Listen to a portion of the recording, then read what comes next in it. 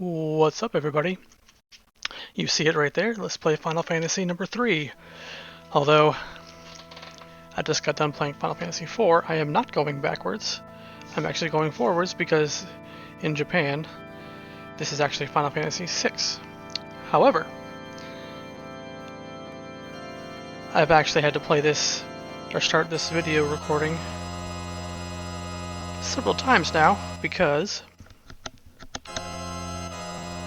first time I tried was the PlayStation version where it does say Final Fantasy 6, but for some reason when I went to save the game, it wouldn't save properly, so I had to start over.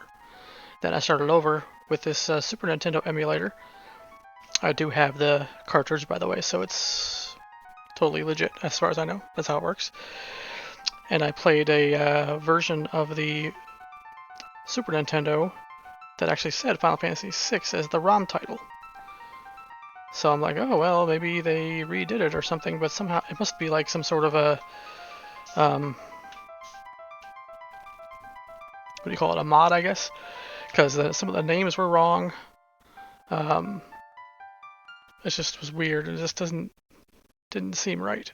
So what I did was I stopped that and I tried again.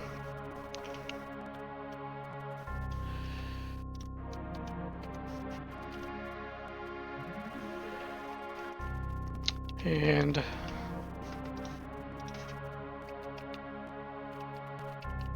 can I not skip this? So what I did was I stopped and I tried again. Well, finally deciding to play the Super Nintendo Final Fantasy 3 version, which is the super original version. That's the game that I continued on and started playing, and that was fun and everything, until about 45 minutes into it, I realized I forgot to press record.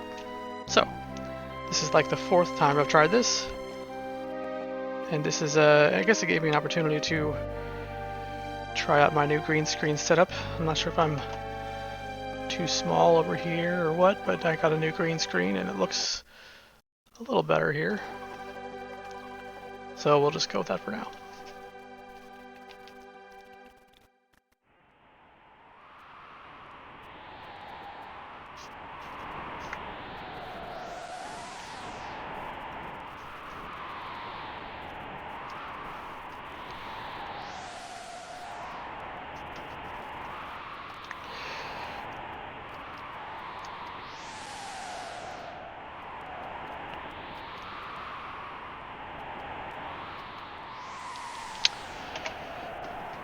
Okay, let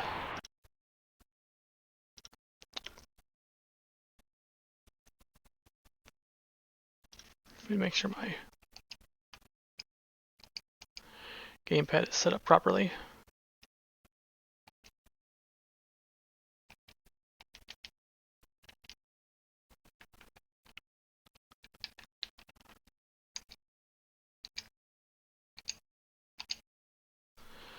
Seems to be.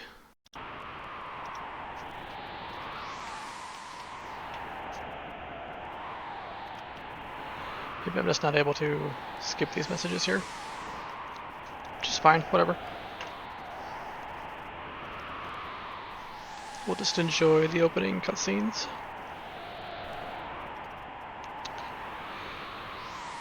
Now that girl there with the green hair, that's the main character. You know what's weird is, for the longest time, I thought these little black slits in the helmet here were the eyes. Turns out that's just a part of the helmet, and this here's the face. Kind of funny.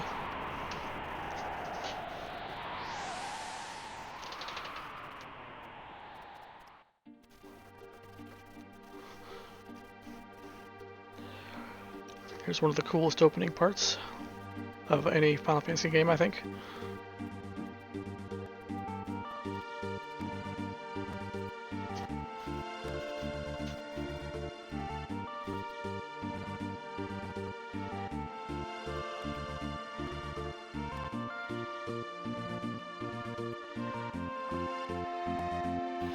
I guess some might say it's a little boring, but I just like the music.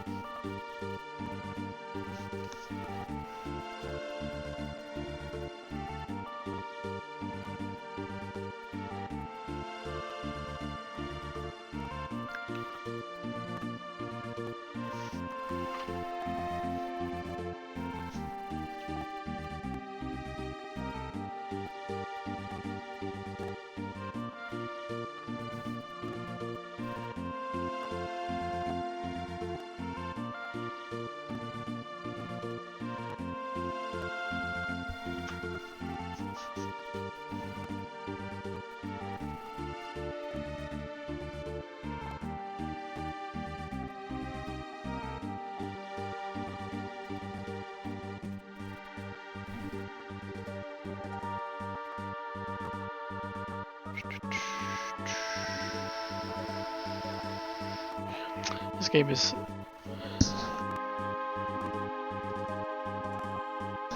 This game is much more advanced than the previous one, that's for sure. You didn't have any of these weather effects, and even though it's the same Super Nintendo. One was early in the Super Nintendo, this one is kind of late, I think. This was 94.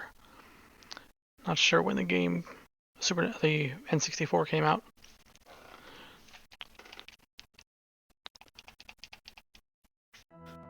Was I really not watching the whole thing here?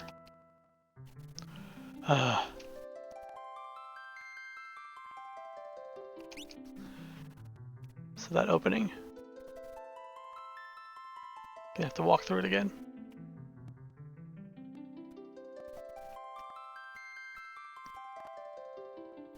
Okay, maybe I'll just edit that part out. So, new game. Let's go.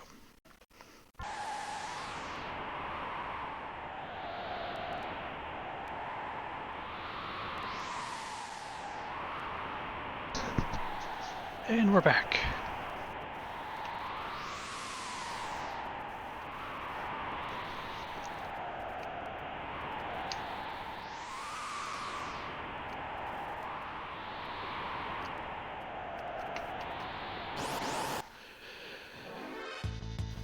One thing that I much prefer about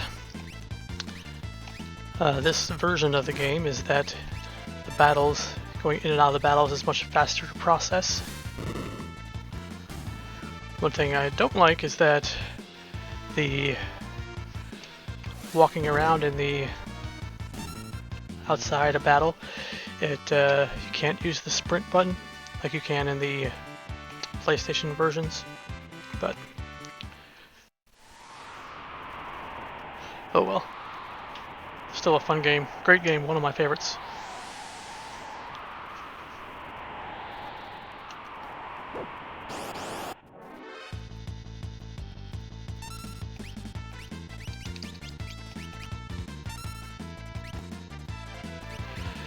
Actually, in the original, this character is Vix and Wedge, but I'm not sure if it was just a translation thing or something, because obviously it's a Star Wars reference for Biggs and Wedge.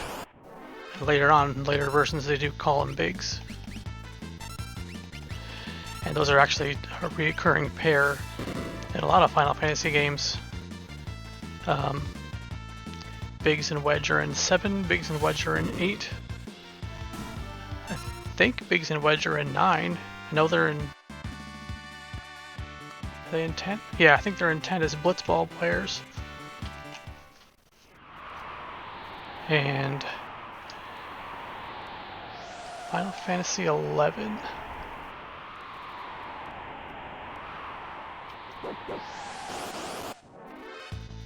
I'm not sure they're in Final Fantasy 11. There's so many NPCs in Final Fantasy 11, the MMO, that I could be wrong.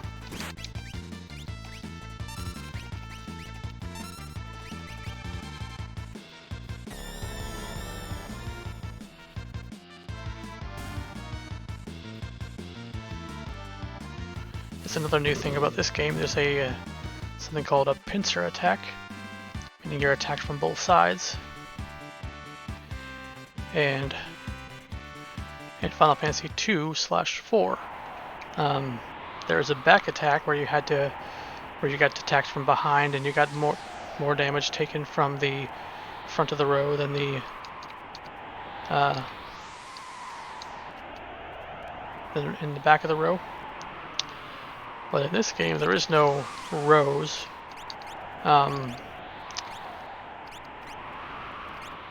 But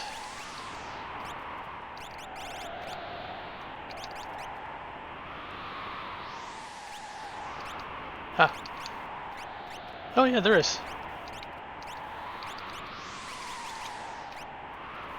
I believe the person walking around in front is the one in top of the party, I believe. Let me see. Yeah. So whoever you want to see walking around, you just put at the top. And you can change anybody to to any part of the battle or any part of the fight, and you can also change their row, which is the back or the front. If they're in the back, I think they'll hit for less damage, and you could also take less damage if they're in the back. But if they're in the back and with a ranged weapon, like a boomerang or something you throw, then you still do the same amount of damage even though it's in the back row because you're throwing the item. I think that's how it works.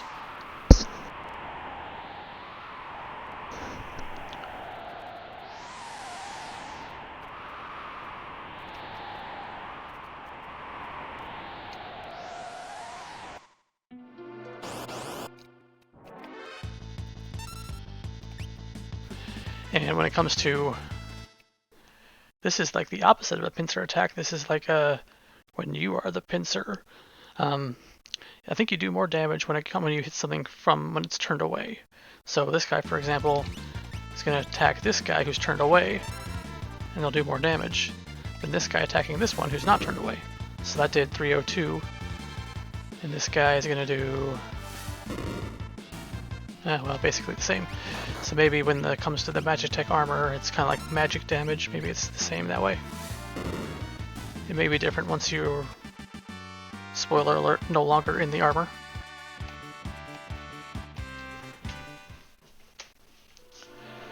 I like this armor though, it's pretty cool. We don't really see it for very long in this game, and we don't really see it again in any Final Fantasy game, except until Final Fantasy XIV, I think, where it kind of revisits the Magitech thing. Going to go ahead and erase this one and save over. That's the one that I played and wasn't recording the whole time.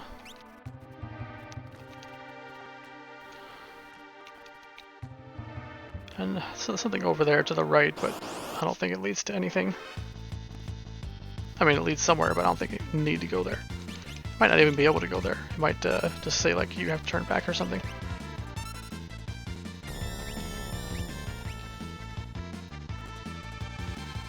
Oh, Bio Blaster heals these guys.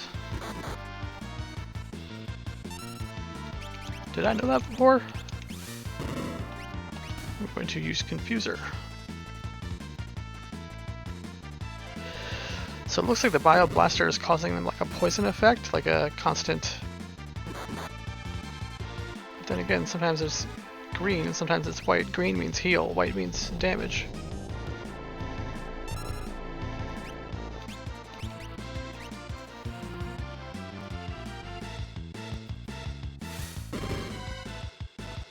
I don't know.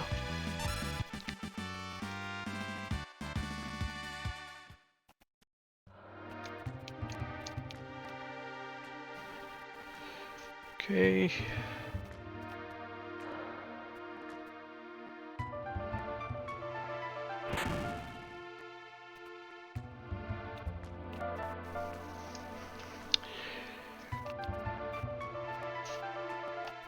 Here comes the first boss.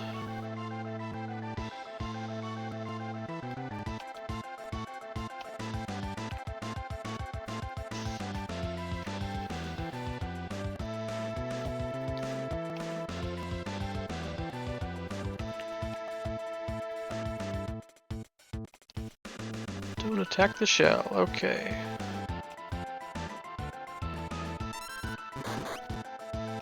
Don't use bolt either. Tech missile's the biggest damage.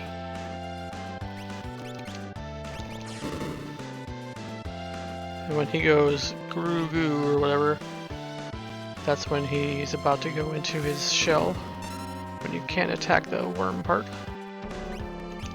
So when that happens, I'm just going to, there you go. When that happens, I'm just going to heal myself.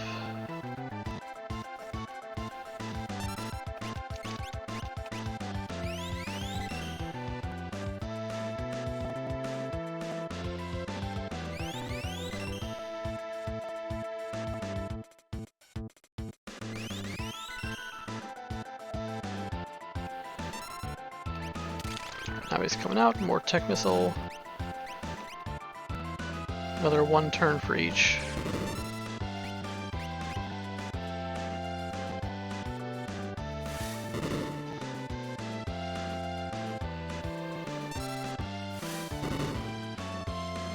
That might be enough. There we go. Cool. Cool. By the way, how's this camera? This is now an actual webcam instead of an old cell phone connected through the internet, displaying through my computer, relying on a good Wi-Fi connection to stay constant and everything. So this is like a little bit better quality. I was able to get the colors better with a better green screen, which is just a green sheet hung up from the ceiling. And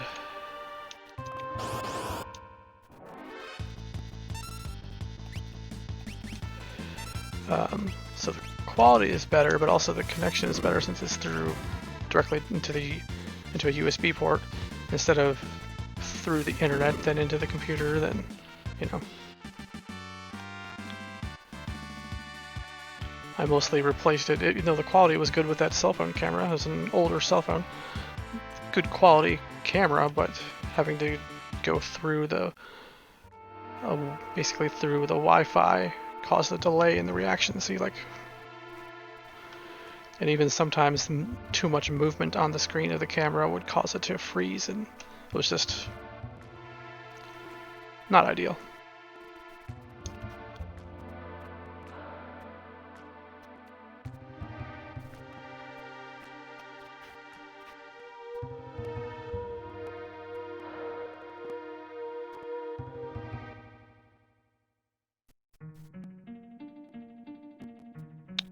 Is there a part of my shoulder that's green?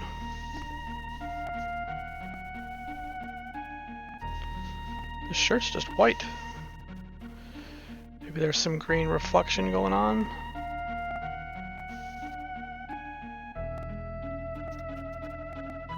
Huh. It's a little weird.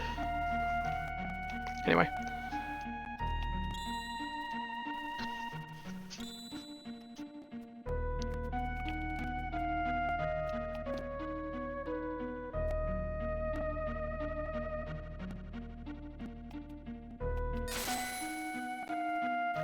Oh no. Wedge and Vicks.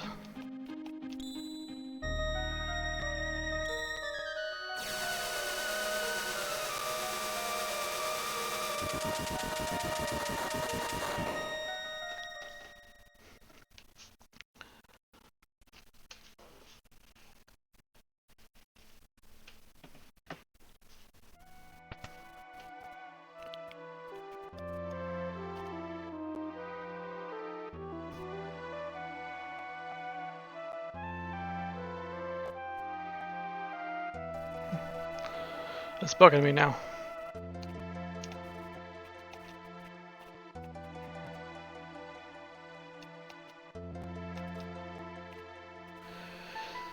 Slave crown gone. I'm finally myself again.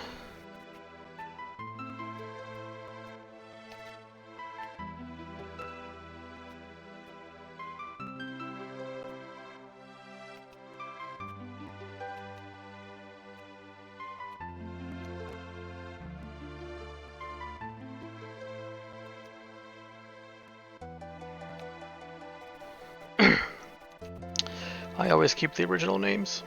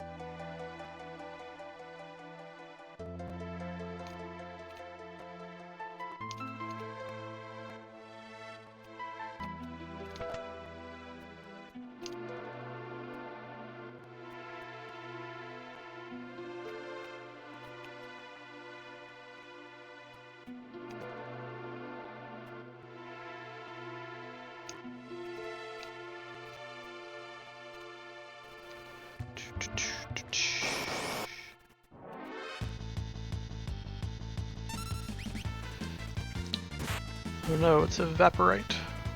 Vaporite.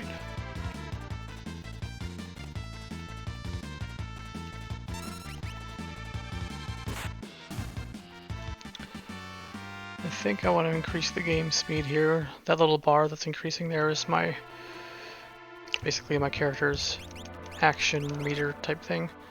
I'll change this to active to make it for a more exciting battle. Message speed all the way up, battle speed all the way up for now. We'll see how that goes.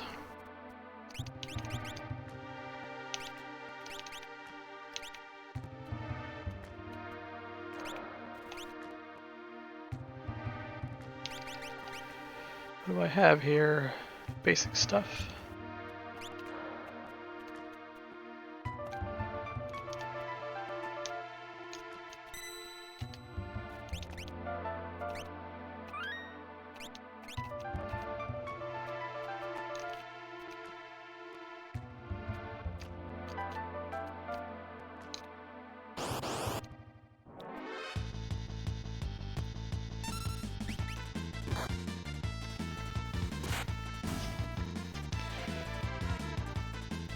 You know, walking around feels so slow when you don't have the sprint ability, or the sprint button on the newer versions of the game. But there is an item that you can equip to anyone in your party. It just has to be at least one. That makes your walking around much better.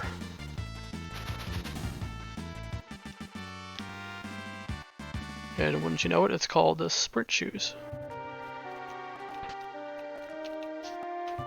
But you don't get that till a good bit later.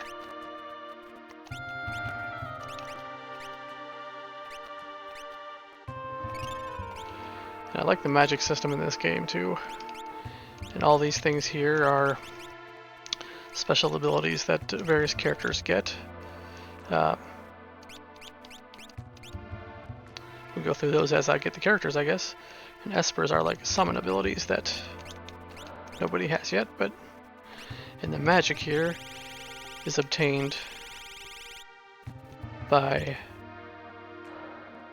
having Espers equipped into battle, and then you start learning the magic that those Espers offer. The better spells come slower and or maybe come later in the game.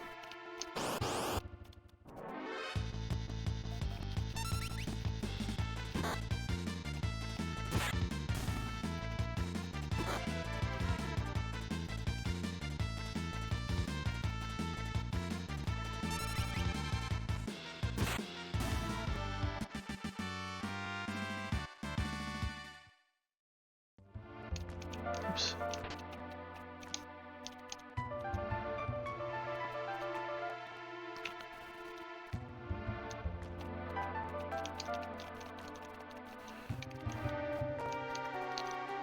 It's actually a little secret passageway there, but I can't enter through there, I guess.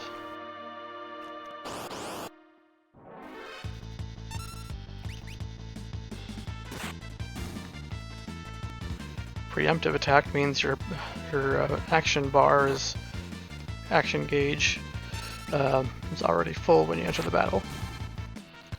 Otherwise, you have to wait for it to fill, and while you wait, the monster's bar could be filling too.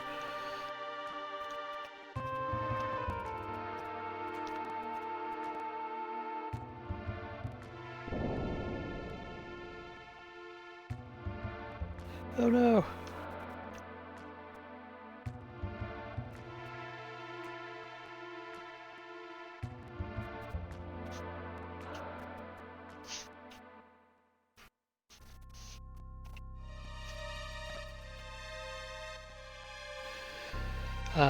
Kefka.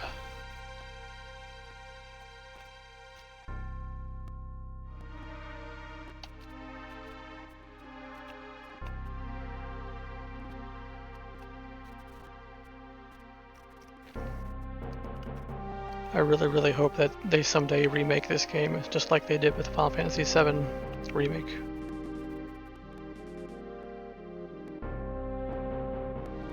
If they remake like that, any other Final Fantasy game, it should be this.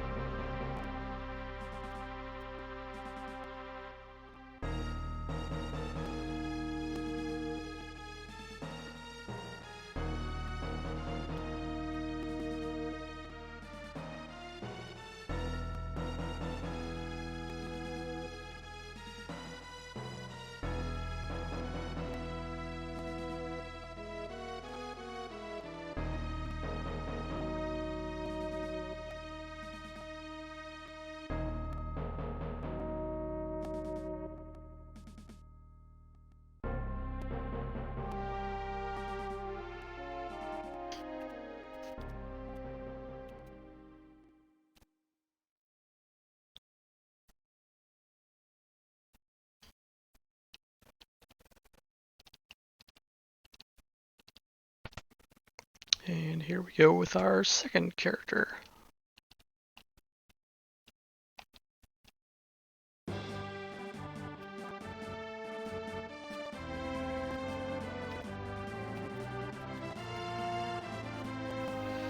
It is Locke.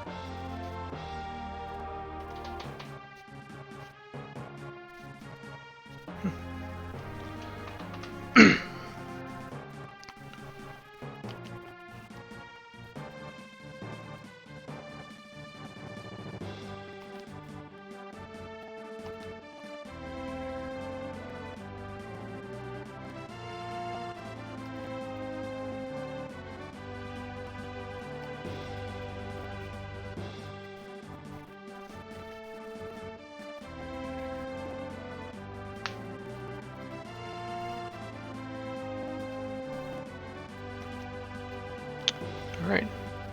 Find the girl. Go to Figaro.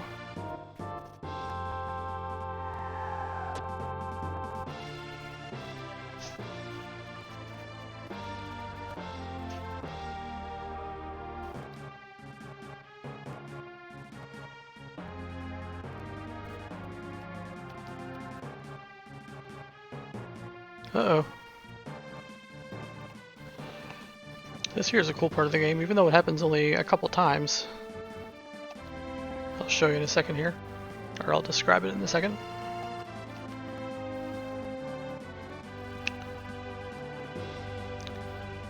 And I think this may be the first introduction of Moogles? Maybe? No. Maybe there were Moogles in 4? Maybe not.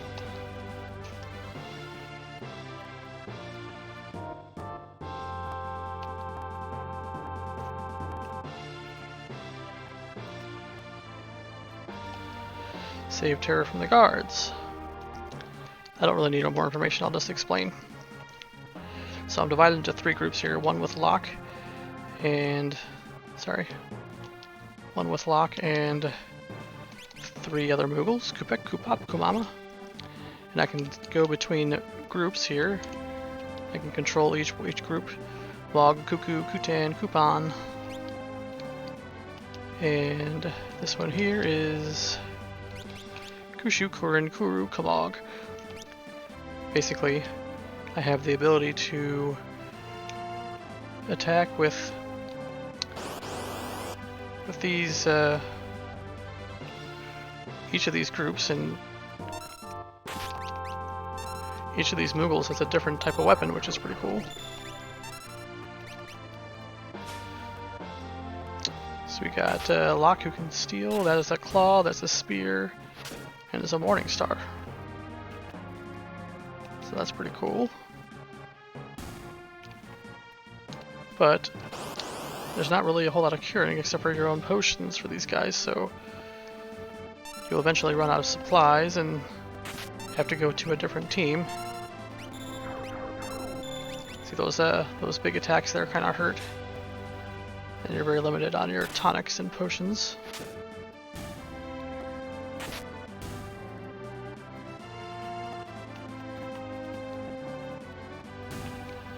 So the trick is to not wear yourself out. Leave myself room to get through here.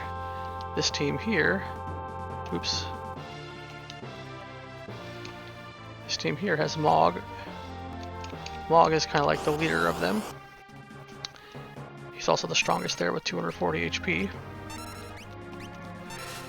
And Mog is a special character because he can learn dances when fighting in certain environments. This is like a cave environment here, so he mastered a new dance. I believe it's called Dusk Requiem. So I'm going to try it out here. As soon as he gets a turn. Dance. Dusk Requiem.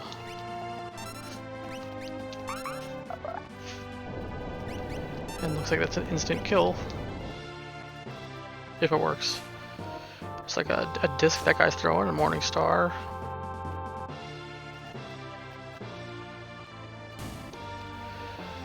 Plenty of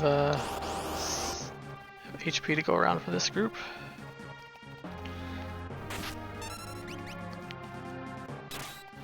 So if there's like a field environment or a snow environment or different kinds of environments, Mog can learn a dance for each one. Although he's kind of a what's called a missable character, you don't actually have to get him in order to complete the game. But he's a cool bonus character if you go later in the game and go find him and grab him.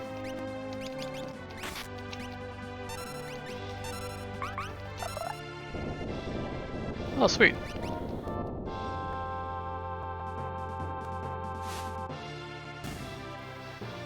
So I forgot, I guess there's 2 different abilities for each dance that show up randomly. That's pretty cool.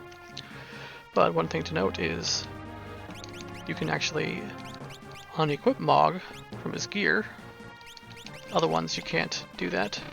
They're like NPCs, sort of. And I will use my third fresh group of Moogles to defeat this boss here.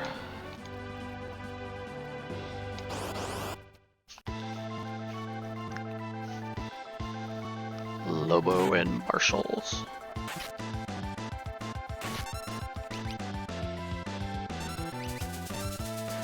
Boomerang, that's pretty cool. Sword. Another sword. And a spear. It's cool how many different types of weapons there are in this game.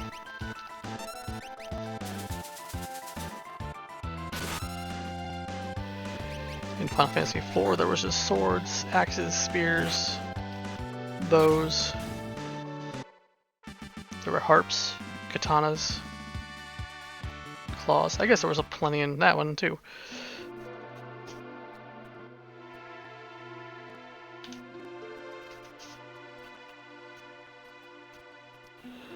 Thanks, Moogles. And thank you, Mog, for your special items.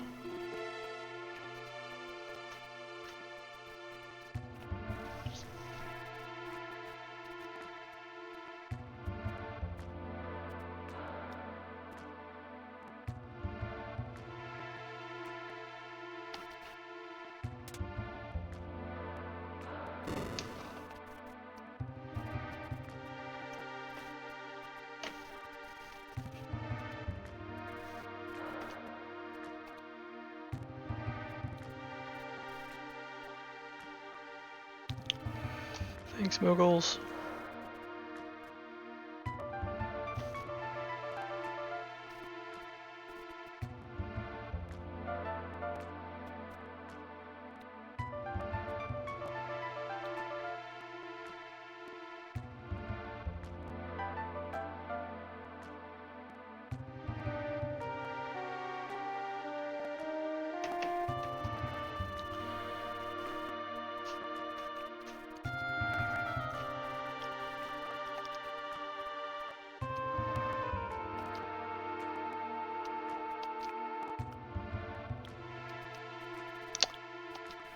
Noted lock, thank you.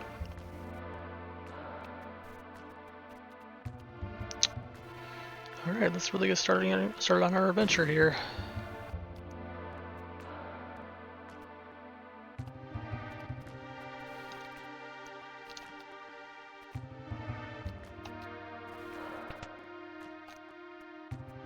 Beginner's classroom. Really just here to grab a couple prizes. Monster in a box. It's alright. It's easy. But you could use it to level up here if you wanted to.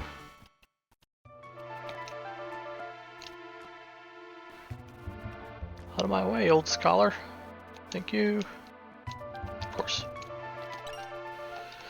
This game has a lot of items stuck in pots and bookcases.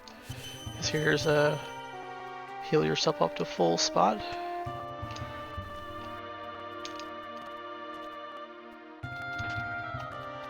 More free items.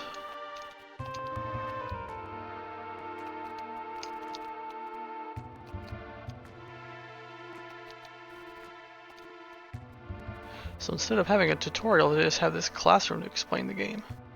It's kind of cool. People can just skip it altogether if they already have experience with it.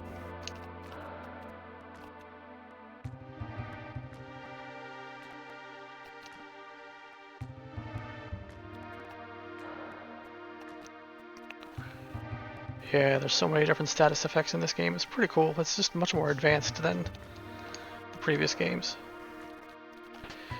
There's a certain effect that they describe here. It's called clear, which is basically like invisible. You can't be hit by physical attacks, but your magic attacks have extra effects. Or not extra effects, but they're more effective, more accurate. And that's actually a way to trick the game, in that some spells that are instant kills just like hit very rarely and not very often, because just an inaccurate spell, because it's instant death. But if you clear the monster, if you basically vanish the monster, it'll be more effective, and you can do a little trick to instant kill. It's kind of a real cheesy way to win, though. Okay, that'll be the first episode there. Thanks for watching, and we'll see you in episode 2.